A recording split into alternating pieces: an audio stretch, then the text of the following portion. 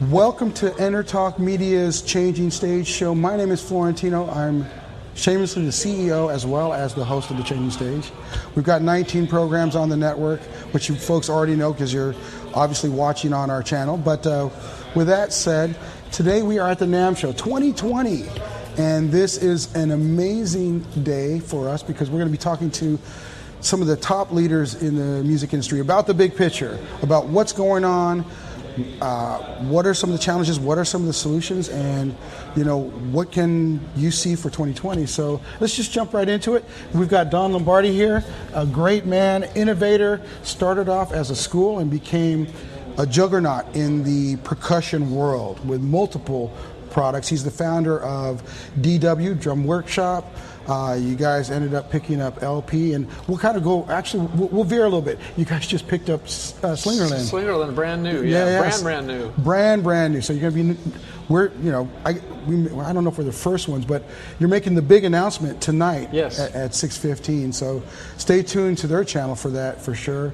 And just an innovator for the industry, how you've approached marketing, how you've approached creation.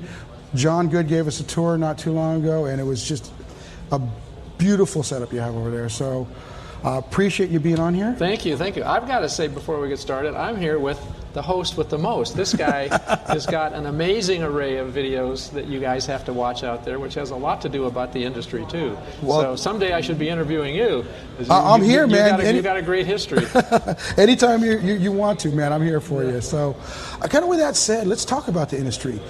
The big picture, where do you think the state of the industry is? Let's focus a bit more on the MI channel for the moment. So where do you think right now we are as in comparison to before? Well, obviously, technology has changed everybody's life, and it's going to be happening even faster, I think, in the next few years. I look at my generation, I look at my grandkids now, my son's generation, all the things that have changed in terms of the way we would come to the NAMM show and present our products, which would be the evolution of your new products every year. People would come to see it. With social media, they're seeing it within hours after you come out with it. Or minutes if you're doing a live stream. By the way, yes, that's true. And I think that it's having an effect on the end user, the consumer, and on the manufacturer. The people in the middle, the supply chain itself, I think they're reacting to that because they're having to keep up with technology more. For me, taking it from an educational standpoint, having a private instructor, being able to walk into a store and see a product and feel it or something is still a very important part of a musician's life. That's why we're here with all these retailers, right? Yeah, exactly right. So so I think over a period of years, we've all seen kind of an evolution of how things have changed. The question is, the state of the industry and the health of the industry is how well we can keep up with that. Because it's happening around us. We just have to grasp it and understand it, and in some cases, lead. Well, with that said, one of the big questions, I really want to dive into this. You guys have been such innovators. You guys are, and I mean, if you just joined the show, DW has really set some standards on how business has to be practiced today. What are you guys doing for today, and then for the future? What are some of the things you're implementing to make a difference in this world? And I know one of them is my personal favorite is the drum channel. Yeah, education is a huge part of what's happening. I really feel that when I started out with getting into manufacturing, having a teaching studio for 7-8 years, which is what Drum Workshop was originally. Workshop meaning classes. It was really important for me to look at the world where it was at that point, where I was in my garage competing with these huge companies. I had no choice but to do things that were different, because if I did the same thing, it would make no impact. I had no choice but for having it to be more expensive, because we were making it in America, which is a very important thing to me. The drum set being an American invention in the first place. And we look back at us starting to make pedals first in the early 1980s, 78, 79, into the 80s. It was the Camco dies and mold that I purchased. I never purchased the name Camco, but one of my students' father owned the Camco company.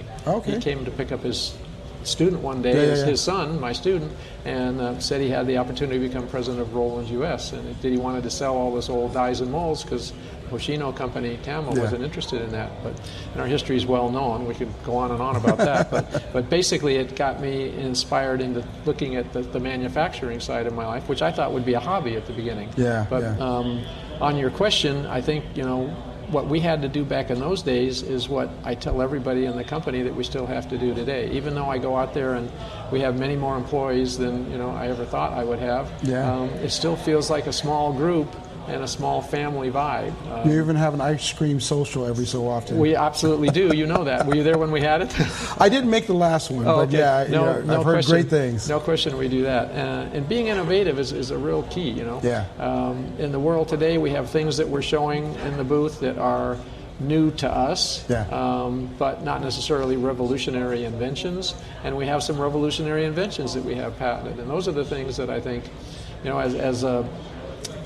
I've heard this word used in many years, entrepreneur. I don't know if I was an entrepreneur, whatever I was doing. I would say one of the best ones that I can think of. Well, thank you. I guess you fit that definition over a period of years. Passion, commitment, and focus, and you have all of that. Yeah, and as does every drummer, by the way. Oh, yes. If you're going to become a good drummer, that's where education is so much an integral part of all of our lives. Yeah. Because making something that inspires a drummer to play is, it has our name on it. Yeah. I feel, and you're dealing with other drummers who are friends, and you're trying to improve the quality of their life. Yep. At the same time, you have to stay in business, so you got to be sure that you're financially, solve it in order to do that. So we have some unique things here at the show today. Piccolo snare drum is not unique. Other people have had piccolo snare drums.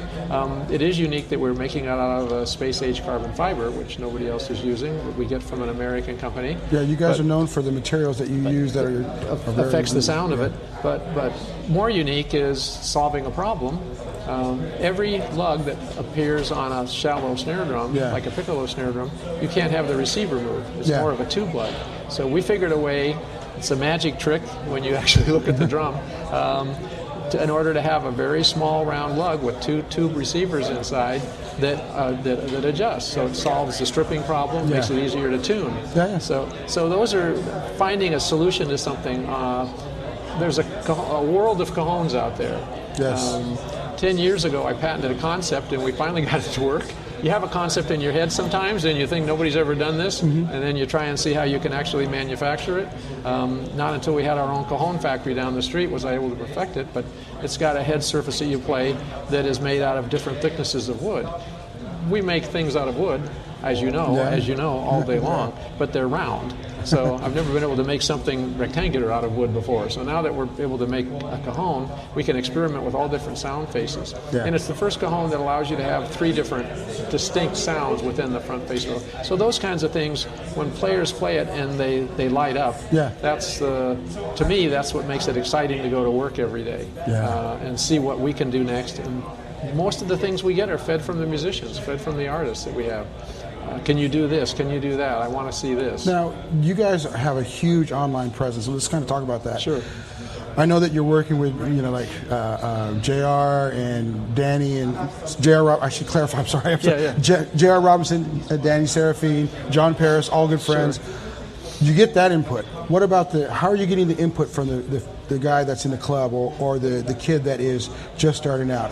Are you guys capturing that through the internet? What's that technique? Yeah, I mean, socially we do, yeah. I mean, obviously the hugest percentage of people that are purchasing our products are not professional drummers. Yeah. They're the weekend drummer, they're the amateur drummer, they're the aspiring drummer, they're the student. Yeah. And being a working drummer and making a living, supporting a family for 20 years before I got into manufacturing, very much in tune with what they're looking for and what problems they need to solve. I'm going to the gig.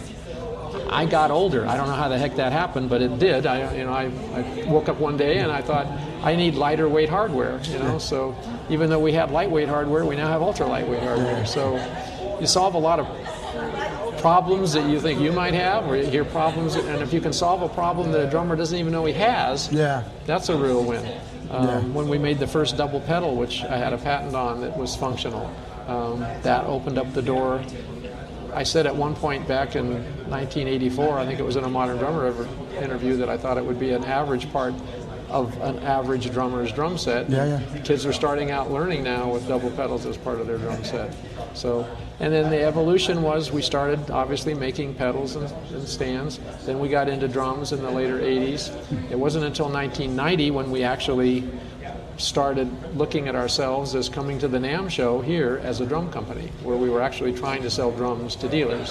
And that was a huge surprising success for me. I mean, it was just my lack of business experience probably is why I was so surprised, but we had built a brand for 10 years with pedals. Well, I think it's good because you don't know that you can't do that, yeah, so you just go out and do it, right? Yeah, exactly right. Entrepreneurial. Yeah. That's what that's probably one of the key ingredients is I don't know that I can't do that, so I'm just going to go ahead and do it. Yeah, well, that was, and as a business model, if you look back in history, back in the late 70s, early 80s, Slinger and Ludwig and Rogers were all having a hard time and being purchased by other companies. Yeah. And so here I am going to the bank trying to borrow money to say I want to be a new American drum company against foreign competition and against all the other American drum companies that haven't been able to be successful at the moment. So I never had a thought. Somebody asked me this recently. I never thought about my answer until I just spurted it out. I never thought of us not being successful. The first pedal I made, Hank Belson picked it up, Louis' brother, who was teching for him, and I had met Louis socially on a couple of occasions, but didn't know him.